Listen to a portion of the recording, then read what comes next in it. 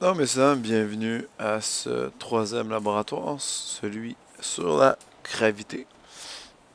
Et vous aurez donc à mesurer lors du laboratoire la valeur de l'accélération gravitationnelle, mais évidemment de façon expérimentale. Et voilà où est le défi. Parce que nous savons tous que l'accélération gravitationnelle vaut moins 9,8 mètres par seconde carré. Alors ça, il n'y a pas de problème. Mais la question, c'est de savoir comment obtenons-nous cette valeur. Et c'est ce que vous devriez, dans le fond, découvrir et proposer lors de ce laboratoire. Évidemment, pour y arriver, vous devrez faire tomber un mobile d'une certaine hauteur et en mesurer les différentes distances en fonction du temps pour être capable de trouver graphiquement la valeur de l'accélération. Cependant, il serait évidemment trop facile si tout le monde avait à seulement laisser tomber un mobile. Or, vous avez les contraintes suivantes. Vous pouvez de la première qui est la plus difficile à la dernière qui est évidemment la plus facile, question de faire un changement. Eh bien, dans celle de 360 degrés, vous devrez trouver la vitesse selon quel angle il est donné. Par exemple, pour 360 degrés, l'angle qui est donné est directement horizontal. Donc, l'objet doit parcourir une distance en Y et tranquillement gagner une vitesse en Y. Parce qu'une vitesse en X, tranquillement gagner une vitesse en Y. Donc, la mesure de l'accélération est dans son mouvement lorsqu'il finit par descendre. Alors que celui qui a 270 peut directement laisser tomber l'objet à l'horizontale. Et entre les deux, vous avez des différentes valeurs d'angle. Ce qui fait que pour un objet à 360 degrés, par exemple une bille, il faudrait la faire rouler pour que celle-ci commence son mouvement en X et tranquillement gagne un mouvement en Y. Alors qu'à 270, l'objet pourrait tomber directement.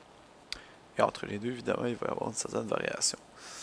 Vous devrez donc composer le protocole qui va vous permettre de respecter cette contrainte-là et en prendre une photo pour prouver.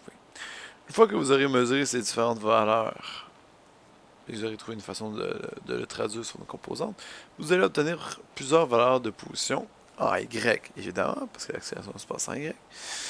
Et ces points-là, évidemment, seront négatifs, ou à tout le moins pointeront vers les négatifs, pour obtenir plusieurs points qui donneront une courbe. Évidemment, comme à l'habitude, avec toutes ces courbes-là, on en fait des tangentes. On observe que ces tangentes-là seront vers les négatifs, ce qui me permettra de tracer mon graphique vitesse-temps. Un graphique vitesse-temps qui, cette fois-ci, sera négatif, avec plusieurs points dans les négatifs. Et j'obtiendrai évidemment une droite linéaire du premier degré, sur laquelle je trouverai le taux de variation. Et ce taux de variation-là correspondra, dans le fond, à l'accélération gravitationnelle de la Terre. Comme je vois, évidemment, j'ai une vitesse négative, et parce que ma vitesse augmente, mon accélération est négative. J'en fais y2 moins y1 sur x2 moins x1, et j'obtiens mon accélération négative, ce qui devrait être proche de moins 9,8 mètres par seconde carré. Il me reste simplement qu'à comparer mes valeurs selon le pourcentage d'écart, mais à la différence que cette fois-ci, ma valeur théorique n'est pas la moyenne de ce que les autres équipes ayant eu ma contrainte feront, mais plutôt carrément la valeur officielle qui est de moins 9,8. Alors cette fois-ci, vous n'aurez pas à compiler les valeurs de vos collègues.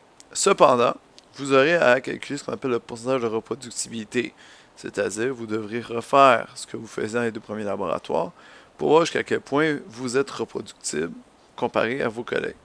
Et voilà comment on fait.